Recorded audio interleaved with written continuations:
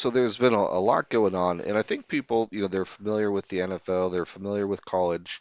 UFL is pretty new, so they aren't necessarily as familiar with that, especially where there's been some changes to the teams and the leagues. So let's kind of um, take a breath and kind of just look at how things are currently.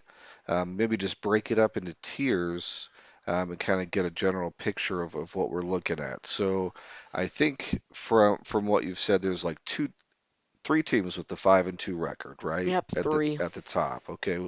So who is that again? So the number one team right now is St. Louis Battlehawks, the most passionate team in the league, led by the Spring King Louis Perez, who led Arlington to the 2023 XFL Championship.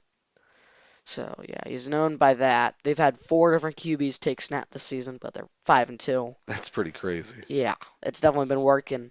And then at number two is an expansion team that just started play this season, um, led by St. Louis's last year head coach, taking over this year.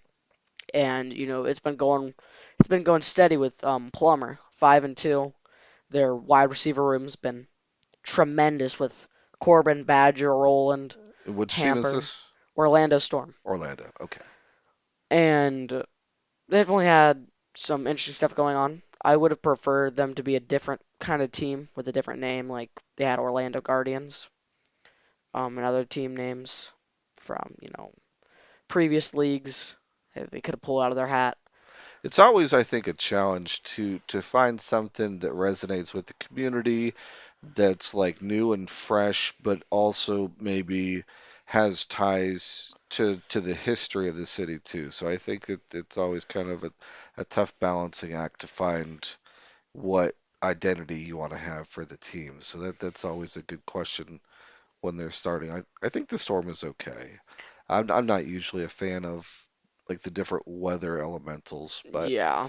but yeah, it is what it is. So who's the third team? So the third team, they were just number one last week, but the 5-2 defending champions, the DC Defenders, led by probably the best QB in the league, Jordan Tamu. They've just had it been going on. They went 0-1. They started 0-1 with their first game of the season against St. Louis, where they lost 13-10 in a heartbreaker. But they went on a five-game winning streak. I was Just gonna tore say everyone up.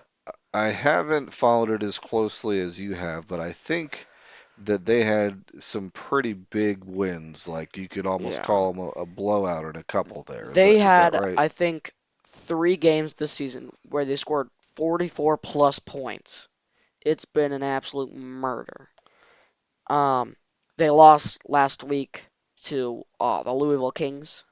It was insane. It was 13-30. They had 20, like I think it was 16 unanswered points. Louisville just ran home with it. Just storm back. Yeah. So how many teams are in the league? So it's looking at 8 right now. So eight teams currently, and the top four we're looking at making the playoffs. Yes. So we've got the three that are in the lead, and then I'm guessing that behind them is kind of like a log jam, like probably several different teams, shuffling back and forth trying to take that spot. So who do we have there?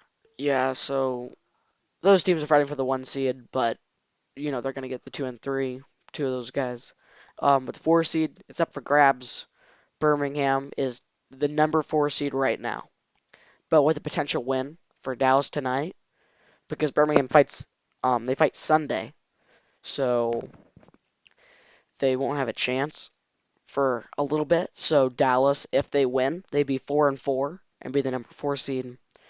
They were 3-0 and were Orlando started 4-0 and Dallas started 3-0, but with Dallas's loss against Columbus week 4, it just fell down. They're 3-4 right now. I've been stumbling.